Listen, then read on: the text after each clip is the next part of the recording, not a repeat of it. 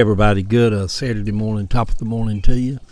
I hope everybody's doing okay today. Got a good night's sleep. I slept good last night. It's going to be another hot day here in Atlanta, up in the 90s. Sitting out here this morning, it is 8 o'clock right now. I slept a little late this morning, but top of the morning, everybody. The morning post is about arrhythmia, which I seem to have had all day yesterday. So let's do the morning post. It's so steamy out here this morning that my glasses keep fogging up. I had arrhythmia all day yesterday, even until late when I finally crawled in bed last night around 11:30. It kind of feels like anxiety, even panic, if it gets bad enough.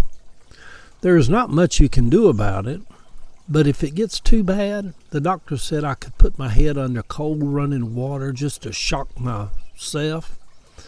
And sometimes that'll shock the heart back into rhythm. The first time I figured out I had arrhythmia, I was 39, driving home from work one night. It got so bad that I just pulled over on the side of Fairview Road in Rex, Georgia, and decided that would be where I would die. I had no intention of calling 911 or trying to make it to a hospital. With my head leaned back, I waited and waited for death as cars just flew by me as I sat on the side of the road in Fairview. After about 5 minutes, death seemed to lose interest in me. I just kind of shook it off and drove on home. The doctors misdiagnosed it for years, saying it was anxiety or panic. When I have arrhythmia, I am short with people, testy. I'm on edge. One time, while in the emergency room with a heartbeat of 365 beats a minute, that's when they say the heart just goes into a flutter, the doctor said, "Mr. Sellers, I want you to try to poop on yourself." I asked, "Lying here with my clothes on, in bed?" He said, "Yes, sir. You really need to strain and try, because doing something so unnatural sometimes can shock the heart back into rhythm." He said, "Don't worry about it. We'll clean you up." I told him, I'm like, "Doctor, I'll just have to die.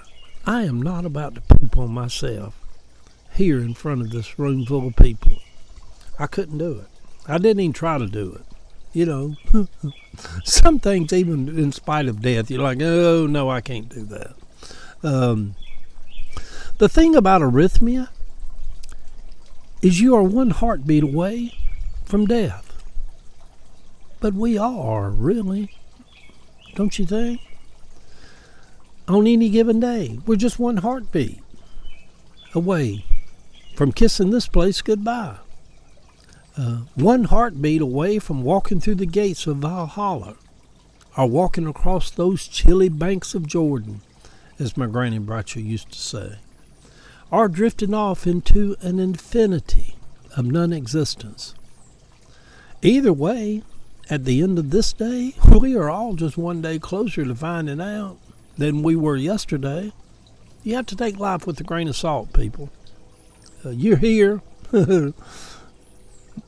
That's it. You're here for today. Even the Bible says tomorrow is not promised. Not that I'm planning on going anywhere anytime soon. I woke up this morning and a good hard night's sleep seems to have got me back into rhythm. I didn't do my daily walk yesterday. As soon as Ava came home around 3 o'clock or whenever that was, I told her, I said, "Well, I'm not walking this evening." I said, "I don't feel well." I didn't tell her my heart was out of rhythm and all that. Ain't no sense of worrying people with your problems when you can post it online the next morning to millions of people around the world. Ain't no sense in cornering people up and just worrying them one-on-one. Just put it out there to everybody to see. So I didn't trust it. I didn't trust myself getting up that hill over here that we walk up every day in 90-degree plus weather. and my heart skipping like a 1963 Chevy tune that needed a tune-up. Y'all know we used to have cars that would get out of tune. We'd go up to the store and buy us a pack of spark plugs and put our own spark plugs. At least I did. I loved working on cars. Sometimes I still think I'd like to just find me an old car, just kind of piddle and diddle with it and work on it sometimes. What is it about men folk? And women folk too. I know women that like to, there's female mechanics all over Atlanta now. What am I doing, y'all? So anyway, yeah, I'm still on. See? Had to check everything. The 6-hour heart surgery to create a new pathway through my heart was not a complete fix. It was an ablation. But it has helped a lot over the years. I go to Emory the day after the 4th on the 5th of July to get an upper and lower GI done. They always make a big deal out of me having arrhythmia and getting releases from my heart doctor and me being 70 years old now. My God. It should be my final screening. They don't even recommend you do those upper and lower GIs after 75 no longer unless you're bleeding or have an issue. They need to go in there and do one. With me, I made it to the end of the testing period. I don't know why I found that funny. But it's no longer recommended after 75. I thought about not doing it, but I've always been so proactive with my health, and I get screened, I get tests, I take vaccines, I do all that stuff because I want to live. But I might as well go ahead and do this final one, coming up a couple of weeks. These bodies of ours, y'all, are strange, wonderful, beautiful avatars of millions of molecules of DNA that somehow give us our being, or at least house our being. I'm kind of at the point now, there's so many complexities. People come up with these theories over the year. Well, we have a soul, we have a body, then we have the Spirit of the Lord, and then we have this, it all might be together. It all might just be the one ball of wax all in our fingernails to our heartbeat. Most people assume that our energy or whatever is not part of the body. It's part of the body while the body's here. Yeah. Anyhow, that's a whole nother theological, philosophical conversation.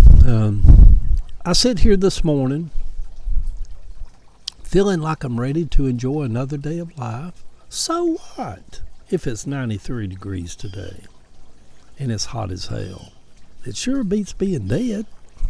At least I think it does. Maybe it does. We don't really know if it beats being dead. Dead might be better on the other side. They might greet you with a box of hot Krispy Kreme donuts and a beach that's 2 times prettier than Panama City Beach. Who knows? Who knows? And for these people out here, get up and tell you every week they know what happens and what you should prepare for. They're a little bit full of shit. And I say it in brotherly love, y'all. I say it in brotherly love. Love y'all.